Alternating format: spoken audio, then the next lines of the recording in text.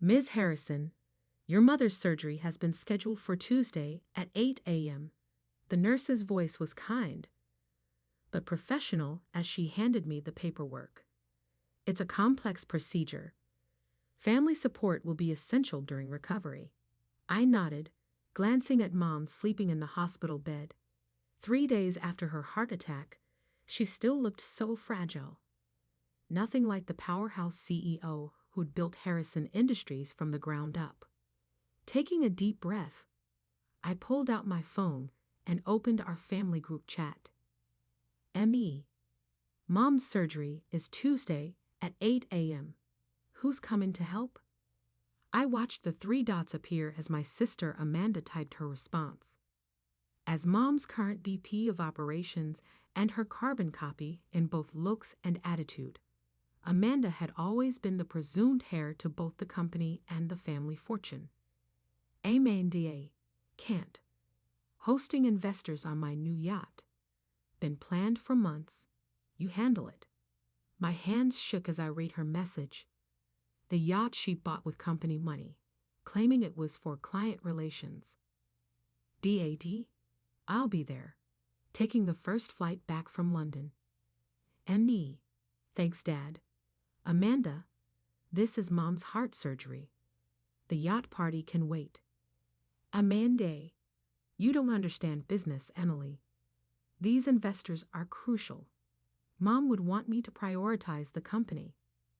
I looked at Mom, remembering all the times she told me I was too soft for business, how Amanda was the strong one. Yet here I was, juggling my small bookstore while spending nights at the hospital, while Amanda couldn't spare a day for the woman who gave her everything. Me. The company exists because of Mom. She needs us. Amanda. She needs it to keep running smoothly. Handle the hospital stuff. It's more your speed anyway. I turned off my phone, fighting back tears. The nurse returned with more forms, glancing at Mom's sleeping figure. Mrs. Harrison is such an inspiration, she said softly. My daughter got her first internship at Harrison Industries last summer. Changed her life. Mom has that effect on people, I replied, signing where indicated. She built everything from nothing. I know. We studied her story in my business classes. The nurse hesitated. Is it true she started in her garage with just $500? I smiled despite myself. A $500 loan from my grandmother. Mom was pregnant with me at the time. She used to carry me in a sling while making cold calls. And now Harrison Industries is worth billions. The nurse shook her head in admiration. Your sister must be proud to be following in her footsteps. My smile faded. Yeah, proud. That evening, Dad called from London. I've moved my meetings. I'll be there Monday night. Thanks, Dad. I watched Mom's heart monitor beep steadily. Have you talked to Amanda? He sighed. You know how she is. Success has changed her. Success didn't change her, Dad. Money did. There's a difference. Emily.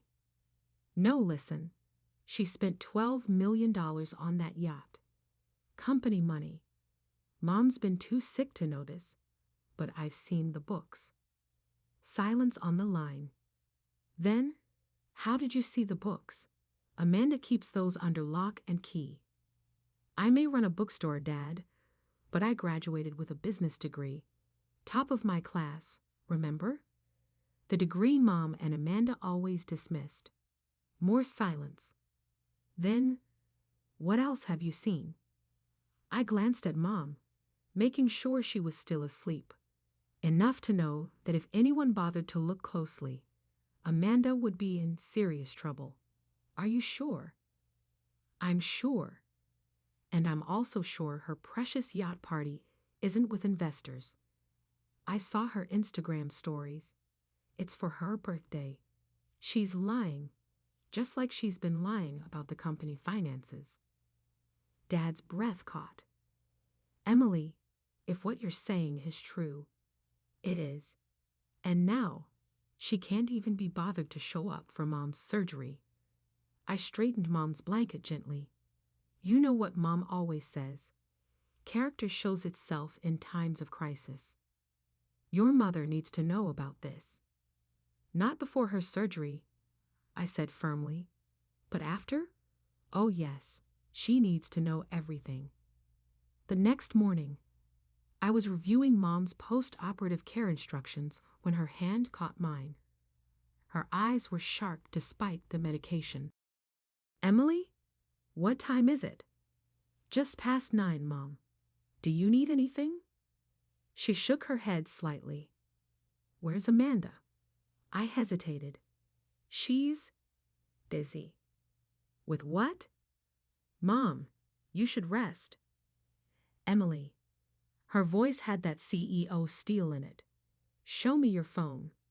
Reluctantly, I pulled up the group chat. Mom read it silently, her heart monitor beeping slightly faster.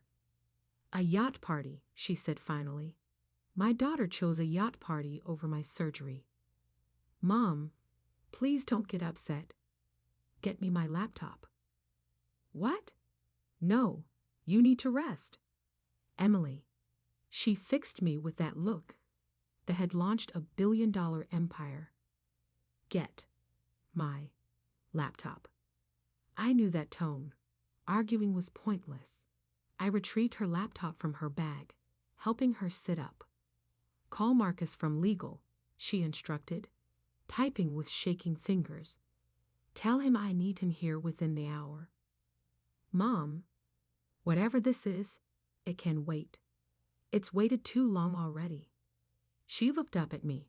You saw the books, didn't you? I froze. How did you? Because you're my daughter.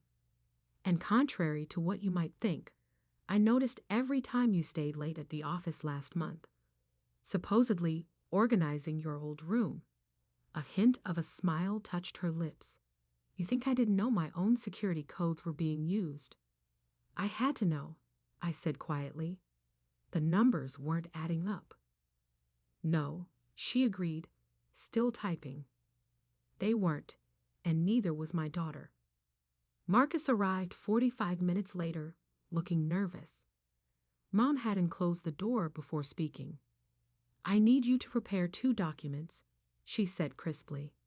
First, a complete audit of all company expenses for the past year, focusing on any purchases or investments authorized by Amanda Harrison.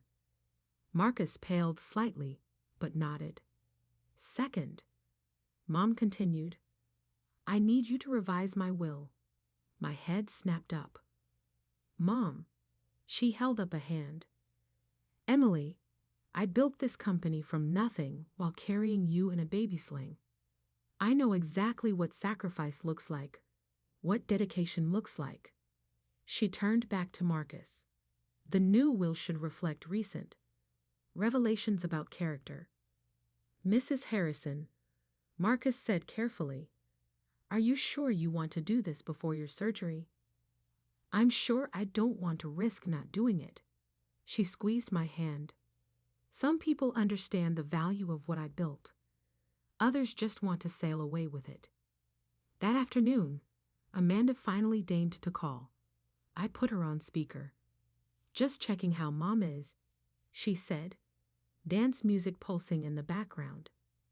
The investors are loving the yacht, by the way.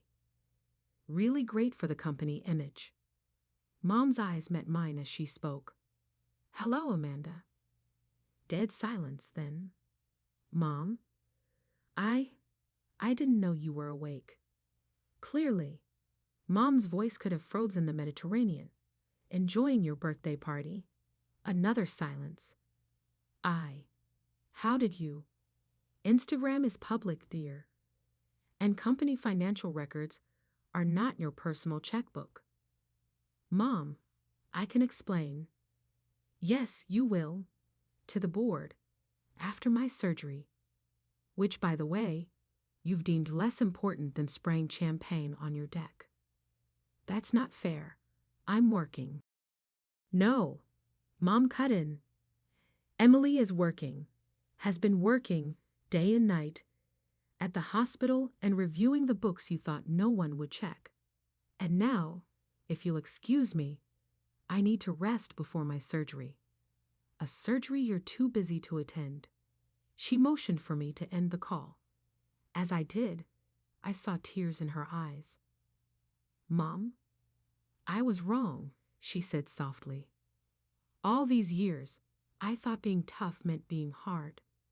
I thought Amanda was strong because she acted just like me. She squeezed my hand. But real strength is showing up. It's doing what needs to be done, even when it's hard, even when no one's watching. I learned from the best, I whispered. She smiled. No, dear. You learned what I should have been teaching all along.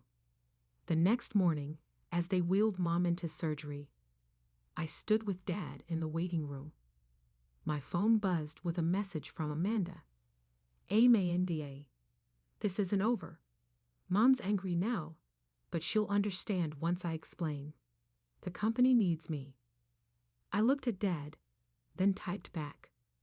M.E., you're right. It's not over, but maybe check the board meeting schedule for next week.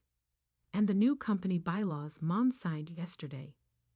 Then I turned off my phone and sat down to wait, knowing that sometimes the biggest losses come from the smallest choices, and that karma, like heart surgery, requires patience.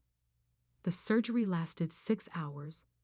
By hour 3, Amanda finally showed up, still in her party dress and designer sunglasses, reeking of champagne. This is ridiculous, she announced, dropping into a waiting room chair. I had to leave 40 guests on the yacht. Dad didn't even look up from his coffee. Your mother's heart surgery was scheduled 2 weeks ago, and my investor party was planned months ago. She pulled out her phone, frowning. Why can't I access the company email? Temporary security measure, I said quietly. Standard protocol during CEO medical leave. Amanda's head snapped up. Who authorized that? Mom did. Yesterday. I met her gaze steadily, along with a few other changes. What changes? Her voice had that dangerous edge I recognized from board meetings. Before I could answer, the doctor appeared. Mrs. Harrison came through the surgery well. She's in recovery now. The relief was immediate, but Amanda was already standing. Perfect. I'll go see her first, explain about the yacht. Family only for the next 24 hours, the doctor interrupted. And Mrs. Harrison left specific instructions about visitors. Amanda's face reddened. I'm her daughter, the VP of operations. You're also, I said softly, the reason her blood pressure spiked yesterday. So no, Amanda, you're not going in first. She turned on me, all pretense gone. Listen, you little bookworm. I've spent the last 5 years running that company while you played with your little store. You don't get to. Running it into the ground, Dad cut in, his voice sharp. Or did you think nobody would notice the missing millions? Amanda went pale. What are you talking about? The yacht, for starters. I pulled out my tablet, opening files I'd spent weeks compiling. Registered to a shell company, paid for with Harrison Industries funds. Then there's the consulting fees to your boyfriend's non-existent firm, the private jet rentals, the Swiss bank transfers. You've been spying on me. She tried to grab the tablet, but I pulled it back. No, I've been protecting Mom's legacy, the one you've been treating like your personal ATM. Dad, she turned to him pleadingly. You know how business works. Sometimes things look irregular on paper. Stop. His voice was tired. Just stop, Amanda. It's over. What's over? Everything. I stood up. Mom signed new company bylaws yesterday. The board meets next week to review them, and you're not going to like what they find. She laughed, but it was hollow. You think they'll believe you over me? I've been running that company. Into the ground, I repeated Dad's words. And no, they won't have to believe me. The forensic accountants will provide all the proof needed. The color drained from her face. You wouldn't dare. No, I wouldn't. But Mom would. Did. Yesterday. I checked my watch. The preliminary reports should be hitting the board members' emails right about now. Amanda's phone buzzed. She grabbed it, her hands shaking as she read. This is... You can't. I'll fight this. With what money? I asked quietly. The company's frozen your accounts pending investigation. And that yacht? It's being impounded as we speak. She staggered slightly, dropping back into her chair. Mom wouldn't do this to me. She loves me. She does, Dad said gently. That's why she's doing it now, before you can do any more damage to the company or to yourself. I built that company. She screamed, causing several nurses to look our way. No, came a weak voice from the doorway. Mom sat in a wheelchair, pale but alert, a nurse hovering anxiously behind her. I built that company while changing your diapers and working 3 jobs. You just spent its money. Mom, Amanda rushed forward, but the nurse blocked her path. Mrs. Harrison should be resting, she said firmly. It's okay, Mom said. This needs to be done. She fixed Amanda with a look that had made corporate raiders weep. Did you enjoy your birthday party? Mom, I can explain. The yacht? The missing millions? Your brother-in-law's fake consulting firm? Mom's voice was quiet, but carried steel. Please, explain how you thought you'd get away with it forever. I was going to pay it back. With what? More stolen money. Mom shook her head. I blamed myself at first. Thought I'd spoiled you, given you too much too soon. But then I remembered. I gave Emily the same opportunities, the same privileges, the same love. She looked at me, her eyes softening. She chose to earn her own way, open her own business, help others achieve their dreams. That stupid bookstore, Amanda scoffed. While I was running a billion-dollar company. Running it where? Dad asked. Into bankruptcy. Your sister's stupid bookstore made more profit last quarter than our European division under your leadership. Amanda's head whipped around to stare at me. That's impossible. No, I said quietly. It's called honest business. Something Mom taught us both, but only one of us learned. Mom motioned the nurse to wheel her closer. Amanda, you're my daughter and I love you. That will never change. But as of yesterday, you're no longer an employee or officer of Harrison Industries. The board will meet next week to formalize your removal and begin legal proceedings to recover the misappropriated funds. You can't do this. Amanda's voice cracked. I'm your heir. Your legacy. No, Mom said softly. My legacy is what I built, not what you tried to steal. Emily will take over as CEO after my recovery. The silence was deafening. Amanda turned to me, her face a mask of fury and disbelief. You've never even worked for the company. That's where you're wrong, Mom said. She's been working there every night for the past month, gathering evidence, protecting what I built while you were planning parties on stolen money. I'll fight this, Amanda threatened. I'll go to the press and tell them what? Dad asked. That you stole millions and got caught? The board has already been notified, I added. They're unanimously supporting Mom's decision. Turns out they've had concerns about your leadership for a while. Amanda's phone buzzed again. She looked at it, then sat down hard, her face ashen. My accounts. Everything's frozen. Not everything, I said. Your personal account is untouched. The one with your actual salary deposits. All $142,000 of it. I can't live on that.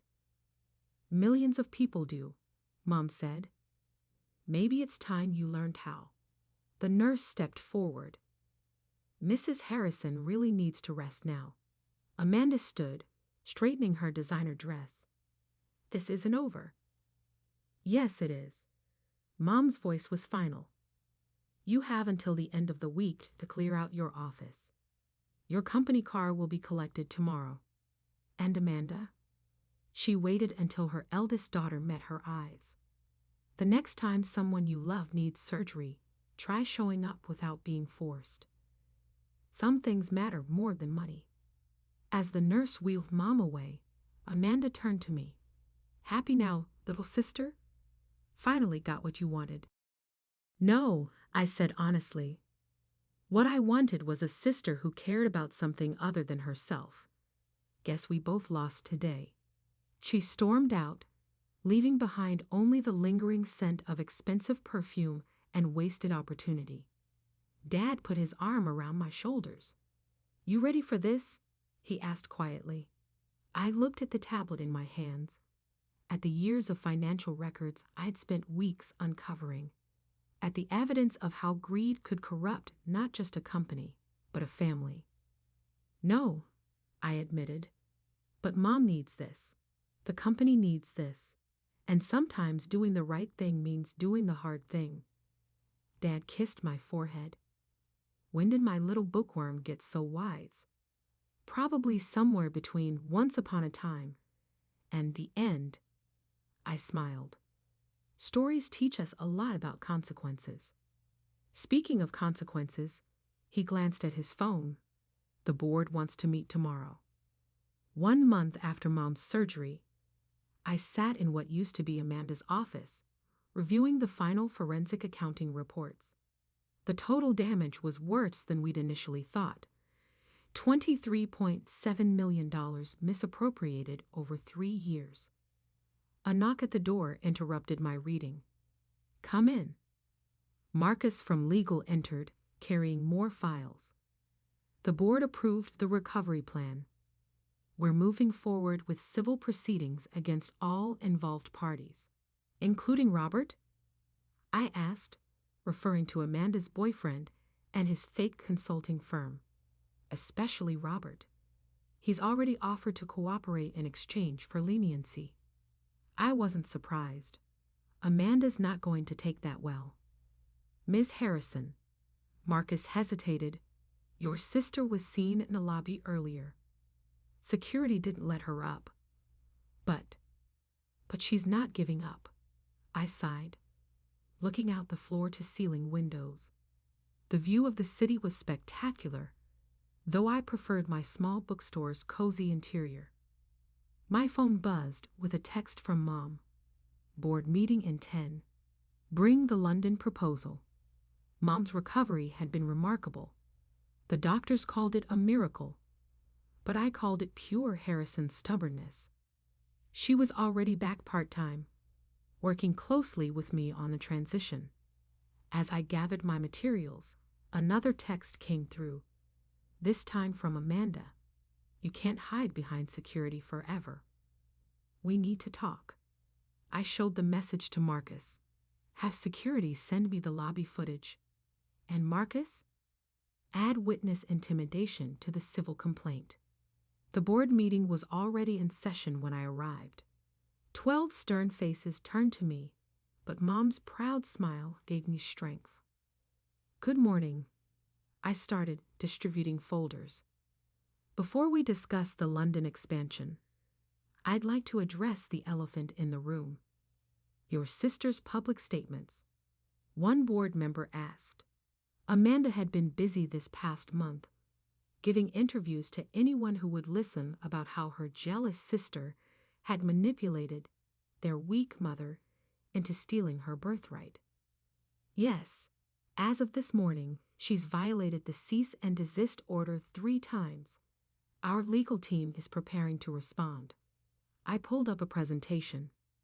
However, I'd rather focus on how we're going to grow the company she nearly destroyed. For the next hour, I outlined my vision for Harrison Industries' future.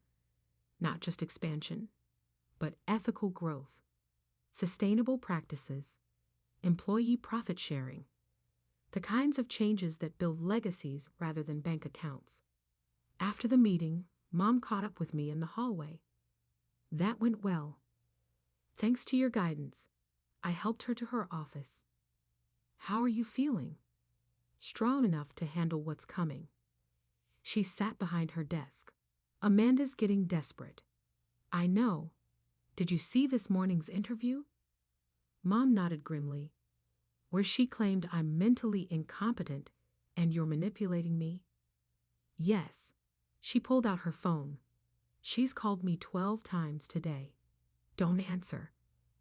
I won't. But Emily? Her eyes met mine. She's still my daughter. I know, Mom. That's what makes this so hard. A commotion outside interrupted us. Amanda's voice carried through the doors. I have every right to be here. Mom pressed her intercom. Let her in. Mom, it's time. Amanda burst in, looking disheveled despite her expensive clothes. Finally, you can't keep avoiding me. No one's avoiding you, I said calmly. You're simply not allowed in the building without an appointment. This is my building. No. Mom's voice cut through Amanda's hysteria. It's my building, my company, the one you nearly destroyed. I grew this company. You grew your bank account, I corrected, pulling up financial charts on my tablet.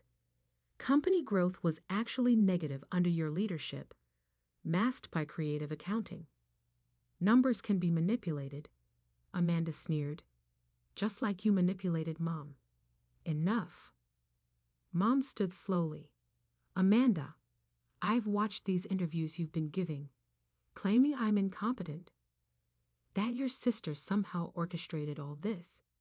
It's true. The Emily I know couldn't run a lemonade stand, let alone Harrison Industries. The Emily you know, Mom said quietly, has been running a successful business for years. One that operates in the black, unlike your divisions. One that helps people achieve their dreams, not steal them.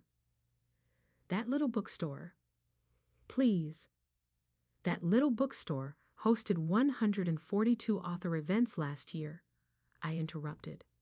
Helped 8 first-time writers get publishing deals. Provided free literacy programs to underprivileged kids. What did you do with your power, Amanda? Besides buy a yacht? I entertained clients. No, Mom said. You entertained yourself with stolen money. Amanda's face crumpled slightly. Daddy always said the company would be mine. Your father, Mom's voice was steel, is fully supporting these changes. He's seen the evidence. Evidence that Emily manufactured. I silently handed her a folder. Your boyfriend signed a full confession this morning. Detailed everything. The fake consulting firms, the offshore accounts, even that little scheme with the London property deals. Amanda's hands shook as she read. Robert wouldn't. Robert did, and so did your assistant, your private banker, and 3 other conspirators. I stood next to Mom. It's over, Amanda. Take the settlement offer. Settlement? She looked up sharply. Mom nodded. Despite everything, you're my daughter. I'm offering you a chance to avoid criminal charges. Pay back what you stole, sign the agreement, and walk away with enough to start over. Start over? As what? As whatever you want to be, I said softly. Something real this time. Something you earn. Amanda stared at the confession in her hands. And if I refuse, then the criminal complaints get filed tomorrow. I met her eyes. Your choice. She sank into a chair, her designer purse sliding to the floor. I never thought. I mean, I knew what I was doing wasn't exactly right. But you thought you'd never get caught, Mom finished. That's what happens when you believe you're above consequences. Amanda looked up, tears in her eyes. How much? The settlement? $5 million. Plus you sign over any claim to company leadership. $5 million? She laughed bitterly. I spent more than that on the yacht, which has been seized and sold. I reminded her. This is $5 million you didn't earn, Amanda. Take it. Start over. Be better.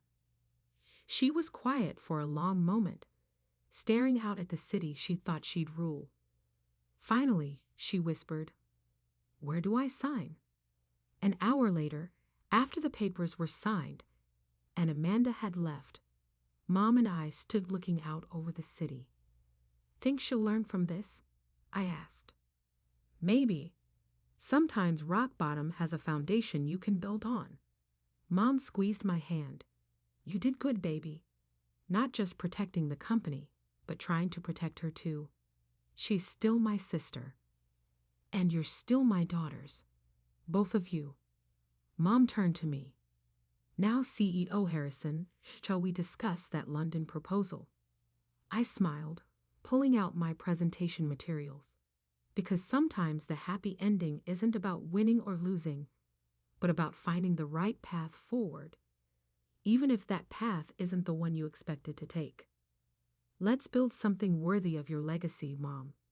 Our legacy, she corrected, one honest deal at a time.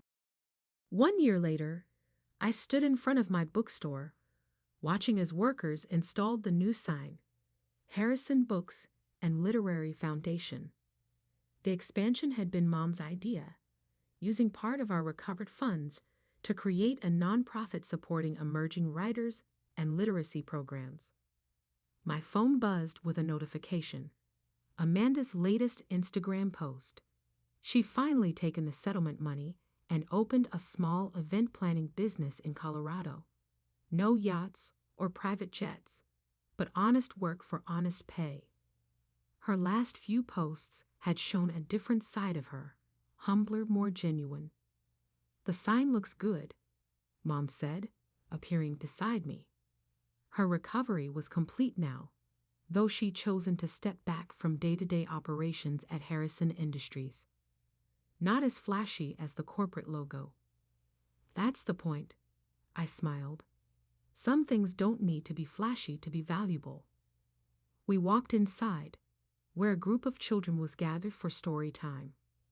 My old office had been converted into a reading room, complete with beanbag chairs, and a wall of dreams where kids posted their writing goals.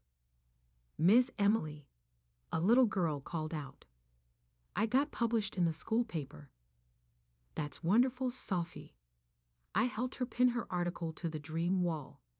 Your story about your grandmother's garden? She nodded proudly. Just like you said, write what you know and feel. Mom watched this exchange with misty eyes. You've built something beautiful here. We all have. I gestured around. The foundation, the company, the family. We're rebuilding everything. My phone buzzed again. This time, it was Amanda. Got my first major client. Doing it right this time. Thank you for the second chance. I showed Mom the message. She smiled softly. Sometimes people surprise you. Speaking of surprises, I led her to the back room. The first batch of Harrison Literary Scholarships is ready for review. We spent the next hour going through applications from promising young writers, many from underprivileged backgrounds. Each one represented a dream that might have gone unfulfilled without support. "This feels right," Mom said, approving another scholarship. Using the money Amanda stole to help others achieve their dreams. "Full circle," I agreed. Though I never expected to be running both the foundation and Harrison Industries. "You're doing better than I ever did." Mom squeezed my hand. "I built an empire, but you're building futures." The store's bell chimed, and to our surprise, Amanda walked in. She looked different, less polished, more real. No designer labels or perfect makeup. "Hey," she said awkwardly. "I was in town for a client meeting and—" She held up a coffee carrier. "Peace offering?" Mom and I exchanged glances before nodding. Amanda sat down, distributing the drinks. "The foundation looks amazing," she said, looking around. "I've been following the scholarship announcements." "We just approved 10 more," I told her. She nodded, then reached into her bag. "Actually, that's partly why I'm here." She pulled out a check. "My business made its first real profit. I want to donate it to the foundation." Mom took the check, her hands trembling slightly. "Amanda, it's not much," she said quickly. "Nothing like what I took. But it's honest money, earned the right way." I thought, maybe it could help someone else avoid my mistakes. I looked at the check. $50,000. Not millions, but meaningful. "We could create a special grant," I suggested, "for business ethics education." Amanda laughed softly. "Fitting. I could even come talk to them about what not to do." "You've really changed," Mom observed. "Had to hit bottom to see the top wasn't where I thought it was." Amanda sipped her coffee. "My new business. It's small, but it's mine. Really mine." We talked for another hour about business, family, and healing. As Amanda prepared to leave, she paused. "The company? You're doing amazing things with it, Emily. Better than I ever would have." "Different choices, different outcomes," I said gently. She nodded. "I'm glad Mom chose you. You were always the better person." "Not better," Mom corrected, "just clearer about what matters." After Amanda left, Mom and I returned to the scholarship applications. Through the window, we could see the new sign gleaming in the sunlight, a symbol of transformation and redemption. "You know what's funny?" I said, reviewing another application. "A year ago, I thought this was a story about losing a sister. Turns out it was about finding one." Mom smiled, picking up another application. "Sometimes the best stories are the ones that surprise us with their endings." Through the window, we could see Amanda getting into her modest car. No more luxury vehicles.